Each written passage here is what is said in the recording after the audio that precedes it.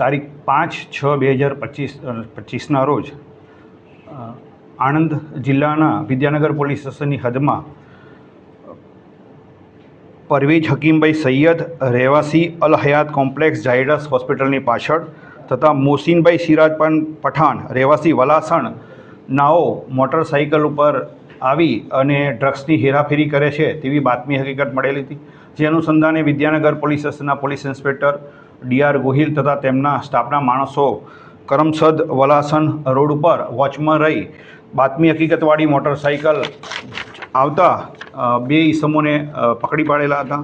આ બંને ઈસમોની અંગઝડતી કરતાં તેમની પાસેથી ડ્રગ્સનો જથ્થો મળી આવેલો.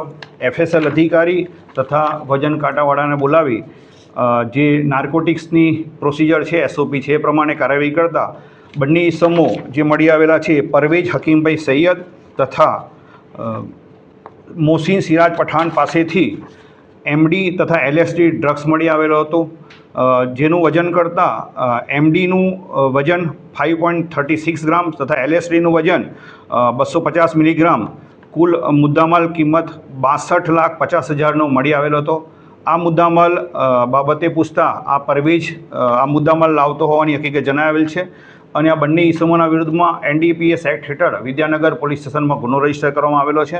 આ બંને ઈસમો પૈકી પરવેજ હકીમભાઈ સૈયદ સને 2007થી લઈ અને 2011 સુધી લંડન ઈસ્ટ યુનિવર્સિટીની અંદર માસ્ટર ઓફ હ્યુમન રિસોર્સ મેનેજમેન્ટનો અભ્યાસ કરેલો છે, તેમજ હાલમાં તે બોરિયાવી મલેકવાડા ખાતે ગાય ભેંસનો તબેલો ધરાવે છે, લોન્ડ્રીની શોપ છે અને ટૂલ્સ અને ટ્રાવેલ્સનો ધંધો કરતો હોવાની હકીકત જણાવેલ છે.